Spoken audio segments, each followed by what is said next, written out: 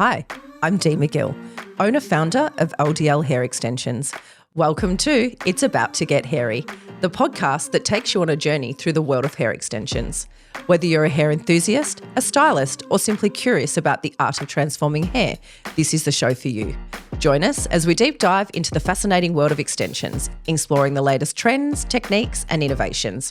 From clip-ins to handmade wefts, we'll uncover the industry secrets on all things hair.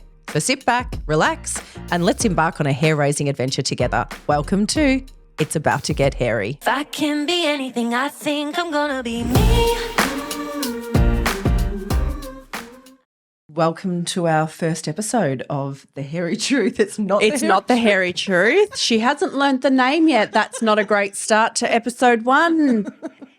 It's about to get hairy. It's about to get hairy. That is our first podcast, and we're so excited to be talking to all of you. We have zero idea of what we are doing, but we do know that we've got a lot to say in regards to hair extensions, client experience. Yes. Just everything. Essentially, you're a fly on the wall to our everyday conversations, but we get to tune into your radio or your device or whatever it is you're listening to out there. Pauline just went into full radio announcer. Your device. This is my customer service voice. Or your I listen to whatever the radio. you're listening to out there in the world. Probably at the moment we have no listeners at all. Just Sean, our producer over here. Sean can listen to me and talk. Cassie's in the room that nobody actually knows about yet. It's all fun and games here at LDL INT. Always. Welcome. Welcome. Oh, we should probably. I'm Pauline, by the way. And I'm Dee. And together we are Dee and Pauline. That was a joke. We are a part of LDL INT. Oh, we are the heart of LDL. The heart and the soul of LDL. Let's get deep and real here now. Let's talk about irks. Oh, I know it's a little bit controversial. Okay. But this is my biggest irk because I am so passionate about it. I really don't like the fact that you can do a 1 to 2 hour course online and be qualified in all aspects of hair extensions. I just think that is so wrong, and there is so much to learn. I am agreed. 17 years in and I am still learning. Yep. Every single day. I just don't see how I can understand, and I'm not saying like I can understand from a business perspective as to why salons want to do hair extensions, and it is a good income like for hairdressers to add on service. But I just feel like there needs to be more education around it. I completely agree. And as you see, working for me, new girls that come in and we train them, I've always said, yeah, I can train them. I can literally train them in a day or two. But what we see time and time again is it takes 12 months of literally being on that salon floor of install for them to really become good at what they do. Absolutely. So, and also on that, assess each client differently. Yeah. And that's even coming down to the sections of your sizes that you're taking for the application. Yep. It's not a one size fits all which a lot of these online courses are teaching. Yeah. Again, so wrong. Like how often do we hear horror stories of extensions causing damage and baldness, which all the time, which is again, I think as well, why extensions do have such a bad rap at sometimes. I feel like too, that's why still to this day, because people always say, why don't you get into the education side of it? I still take it really seriously. And again, the experience that I have and knowing just in my own team how long it does take, it just doesn't sit right with me to train somebody again for 2 hours or 3 days, even 3 days, and have no form of follow-up after that. Yes. So if I'm going to release education in the future, what I see of education is mentoring. 100%. And literally 12 having them correct. Yeah. Having them work alongside me, having them or me visiting their salons and, touching base every week. It's just the same as obviously when you do a hairdressing apprenticeship, you don't do one haircut and then become qualified in cutting. again, it all comes down to hair extensions being unregulated. Yes, I think that's the long and the short of it. It's not It is regulated in any way. But I guess, I don't know, I'm softer than you. Some people have such a natural talent. I agree with that. I do agree with that. Can actually go and do a short course and be fabulous. Yes. I know makeup artists that have not done any form of training that are incredible.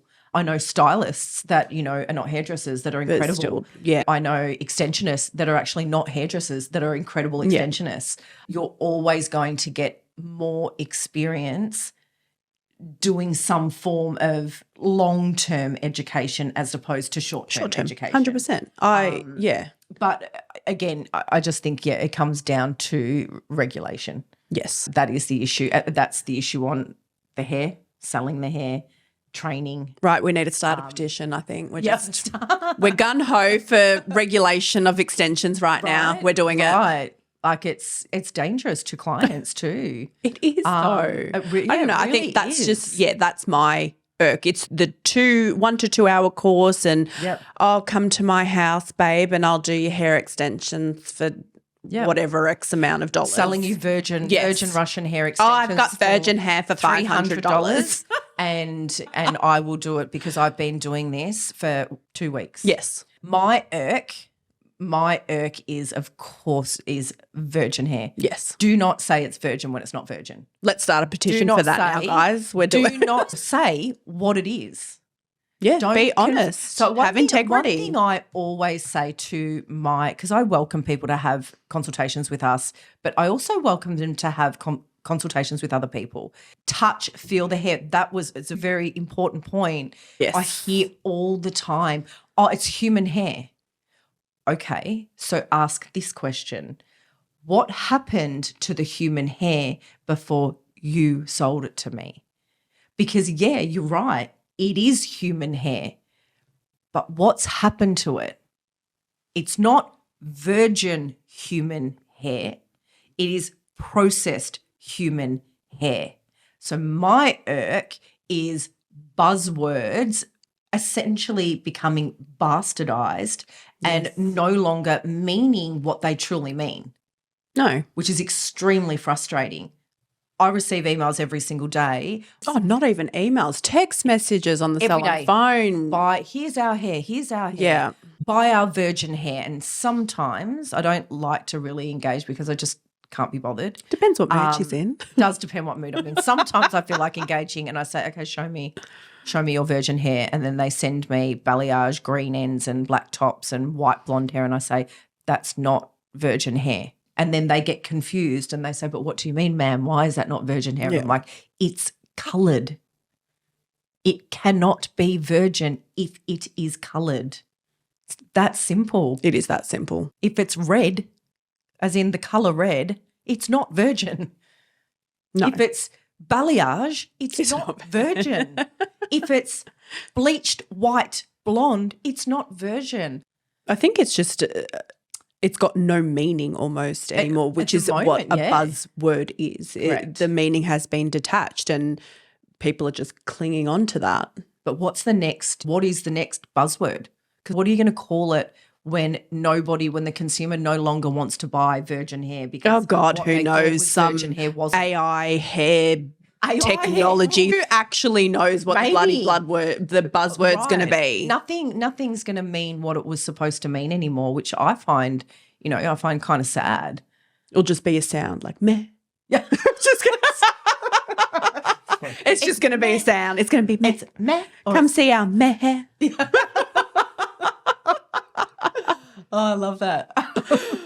I was in your salon last week. Yes. And you were talking about how people are just not understanding the difference between virgin hair or what really is virgin hair. And that's not coming just from customers. That's people who are saying they've got virgin hair.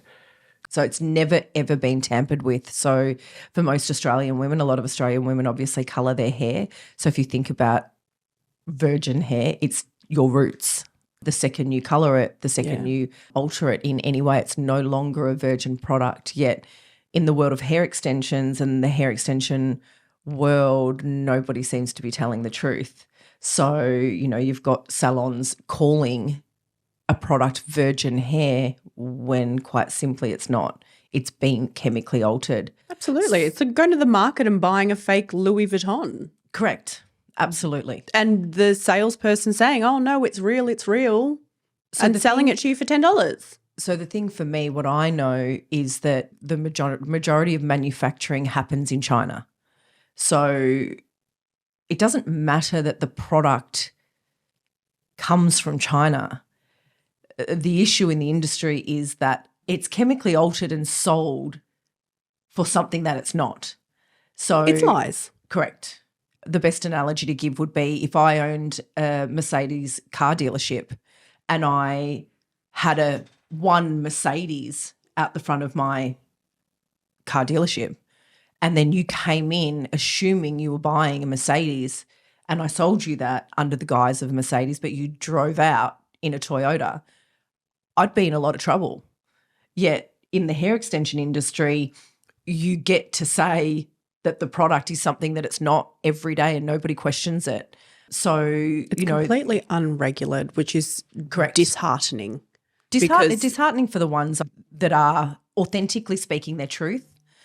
For me, I work with virgin hair because I'm a permanent hair extension wearer. Yes. I have worn every extension known to man, and I guess it was my own frustration that led me to find the true authentic product. And it didn't matter what salon I went to or what questions I asked. I was fed a bunch of lies through, I guess, uneducated people. And I guess, for me, it's not something that I would ever want to sell.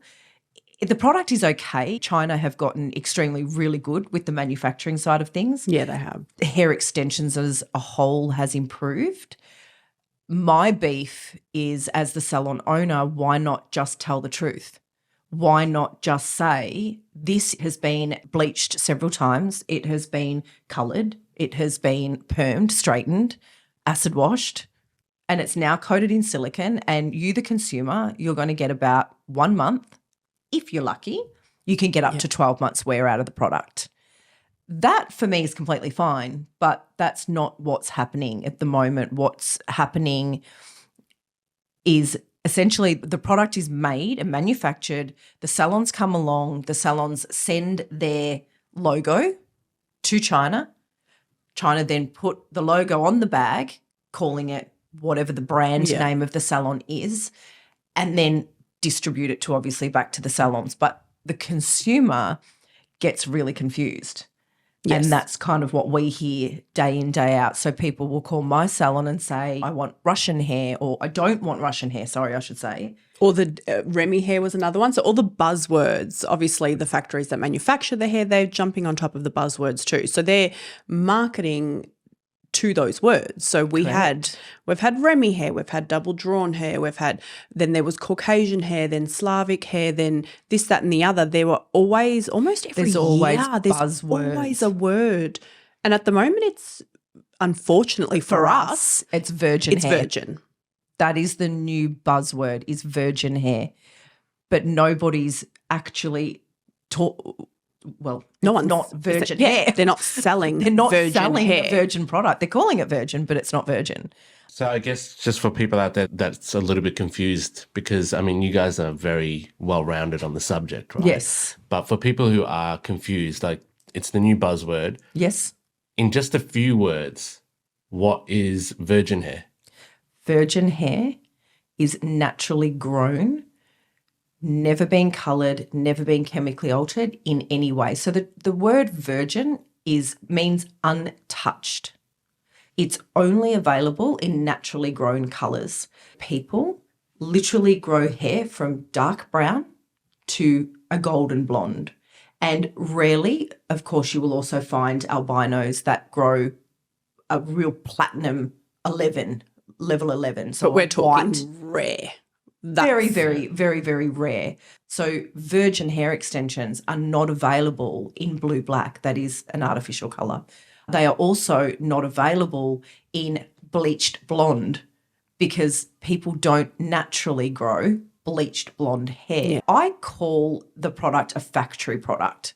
What I mean when I say that is that it's just been manufactured. 75% of the world's population actually grows dark brown and black hair. Yeah. So in Australia in particular, our hair colours, fair-haired people, are the minority. We're not the majority. So the hair is being collected worldwide from dark-haired sources. That's absolutely fine.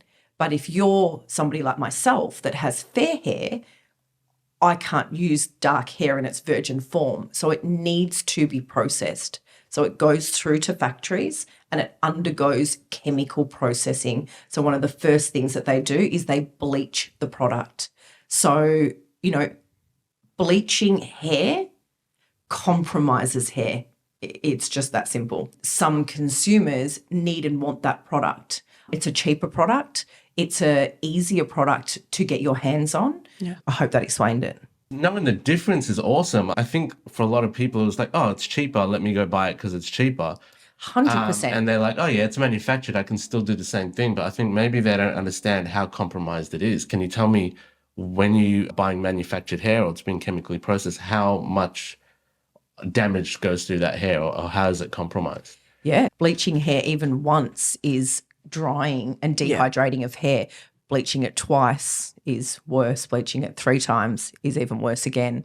They also acid wash the hair. Not all factories. So I guess it's like anything in life. You get manufacturers that do the manufacturing side of things really well. And then you get cheaper manufacturing that don't do the processes as well. So that's when the consumer will experience things like major matting in the hair. So it will mat and it will tangle, or it will, they'll wash it a couple of times and already it will expose its truth. So our folk Changing colours is quite colour, not being able to colour the product either. No. I think a lot of hairdressers have experienced that, which is correct. You go to put a toner on at the basin or whatever it is, and the hair extensions that were platinum blonde are turning pink and purples and blues because it's just so unpredictable. And over-processed as well. Some factories, again, will do it really well and the consumer will get 12 months wear out of it. I speak to people every day that are quite happy with the factory product that they bought. So it's not that that's okay if that's what you want. I guess the conversation that I really want to have is that where it's not okay is when the consumer is really clear on what they want, and what they want is virgin hair. So virgin hair being the number one buzzword now. Yeah. It's when they think that they're buying a product that is virgin and they're getting it home and it's not. That's the problem. How long do you get out of virgin hair? So virgin hair, the wear time is up to 5 years.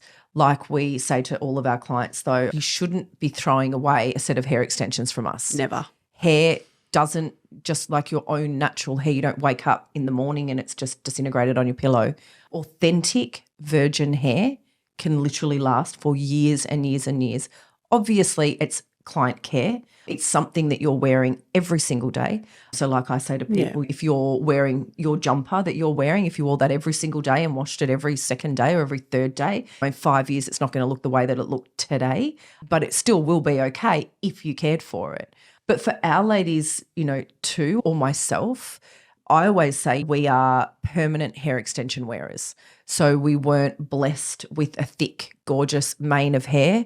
We have a lot of hair loss clients as well, and they're looking for something that literally looks and feels like their natural hair. Correct. A lot of the time we get clients saying, oh, this hair's like when I was 15. Yes, That's the time. the biggest one, I think. All the time. When I was 12, I had blonde hair like this, or just a lot. My hair used to be so thick. Yeah. When I was in my 20s, this is exactly Before I what had my babies, ponytail used to be like. So they want the quality. So I guess cool, always. There is a place for factory hair. Just don't tell your client it's virgin when it's not. How do you know the real from the fake? There's a few things to look for. So most of the time on social media today, I also see everything is custom made.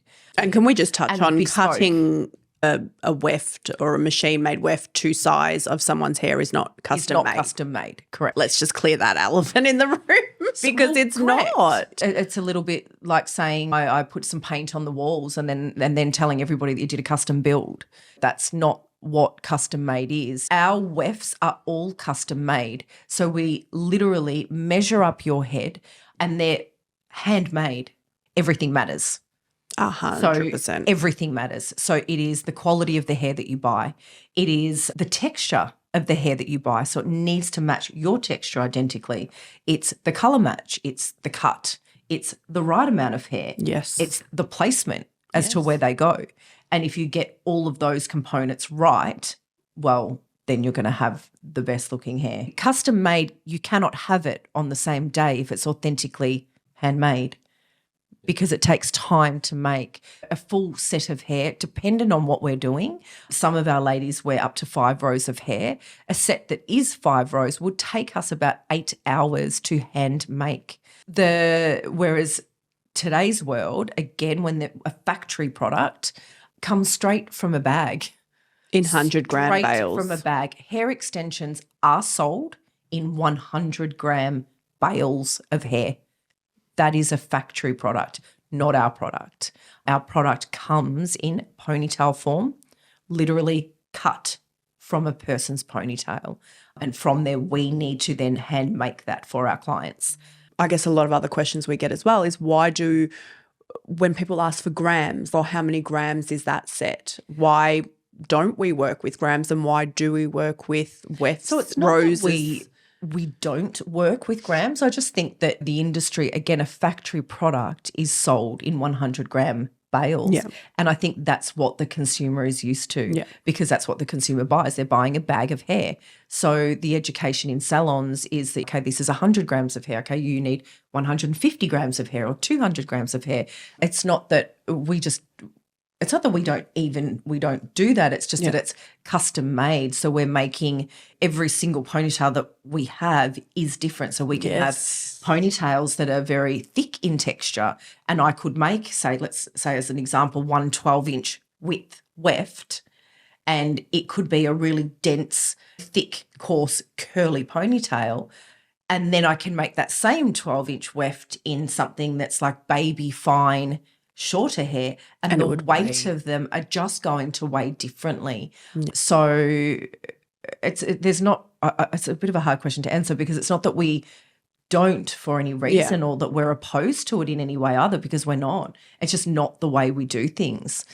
And I guess for me in my business too, like I've always tried to kind of do what everybody else is not doing.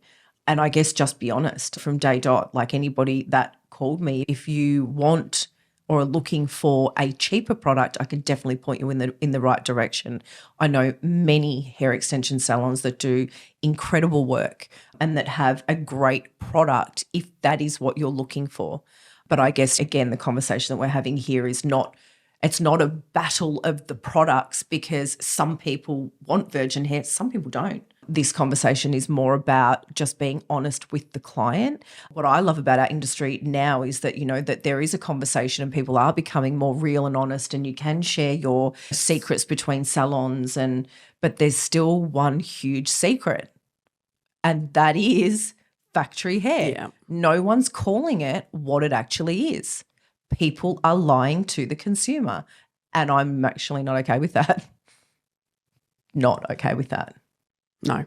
Another thing that I'd actually like to talk about as well that is really interesting as well is the numbering system.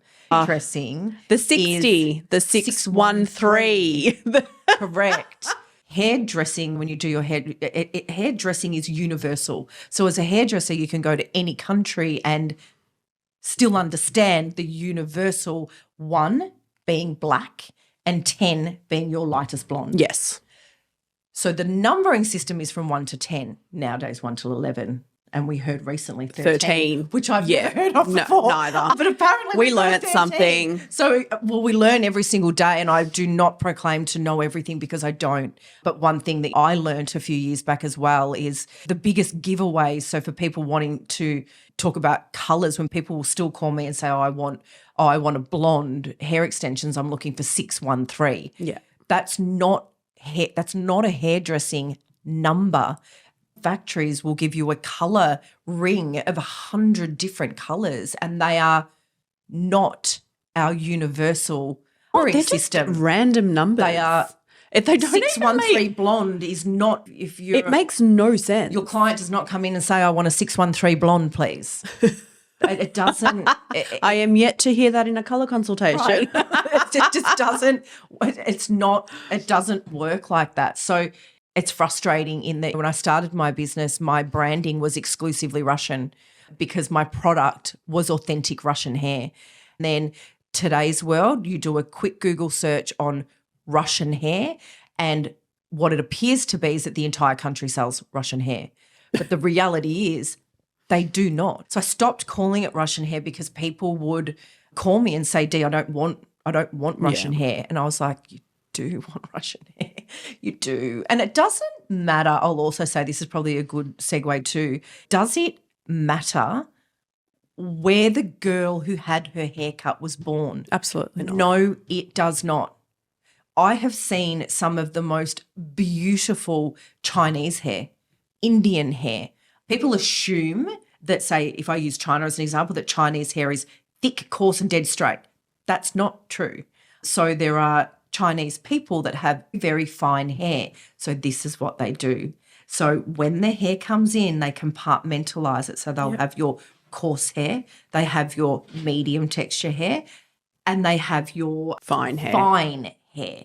So what they're doing today is the fine grade of hair, they say it's a Russian grade of hair. So the factories aren't saying it's Russian hair.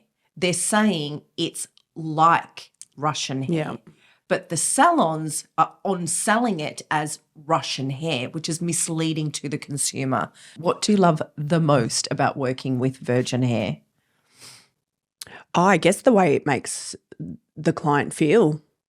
Hands down. I think that's in a nutshell, the confidence that it gives them. It's funny though, sometimes I feel like when you transform someone, especially those that have suffered from some type of hair loss, it almost takes them back to the point in time that they were. Yes. So you see in the space of a couple of hours for the transformation to occur, you see, so they come in, they're nervous. Very nervous. They don't want to even look at you. You ask them Don't how look at themselves in the mirror. Yes, you ask them how they're feeling. They're petrified. Nervous. They're petrified. And then as you start doing it, as you start installing, You see the shoulders go back. that's what it is. As The as it smile starts comes on their unveiling. face. They're constantly touching their hair. They're looking at themselves. And then by the end of it, girl taking car selfies out the 100%. Yes, that's what it is though. She's in front of the mirror. She's puckered up those lips. It's a complete transformation of confidence. Yeah, I think that hands down is my favourite part. Yeah. Same. Yeah. Absolutely same. My direct is they will not look at themselves or give themselves eye contact in the mirror at all. Yes. And then at the end of it, they can't stop looking at themselves. It's even with the photos though. Yeah. They hate the before photos. Yep. Hate and then it. the after photos. Oh, they're posing. Yeah. Girl got her hand on the wall. She literally. looking at her booty like Literally. That the hair is now touching. exactly. Yeah, love that. Yeah. Love what we do. Very blessed to work in an industry that I think we make such a difference to people. And I also think it's really underestimated because people sometimes think, oh, it's just hair extensions. No, it's not. This is what I bang on about. Your hair is your identity. 100%. It is- Your hair is your crown. 100%. But you think of it, anytime you're explaining or describing someone, you're like, oh, do you remember the girl with the really blonde hair or the Correct. You always refer back to someone's hair. Yeah. It is what you Incredible. look at. Even you look at a girl walk down the street and you're noticing her hair. I'm looking at her. I'm Yeah. definitely looking You're at her. looking at her Maybe hair. not everyone's looking Especially at the after hair. I coming don't to know. LDL International, Definitely you're looking at her hair. Yeah, we're looking at the hair. Don't forget, people, we would love for you guys to send us in questions. In fact, any hair questions. Not Anything only you want. questions, stories. Send us in some stories. Definitely stories. What you've experienced in other hairdressing salons. perhaps things you want to know about hair extensions. Yes. Nasty stories, funny stories, serious stories. Do's and don'ts, education, anything. Anything. We're here to answer absolutely anything that you might have for us. How's that? So signing off for the hairy truth. No. It's about to get hairy. It is about to get hairy. I'm She Dee, will learn the name. and this is Pauline. Bye. Bye. If I can be anything, I think I'm gonna be me.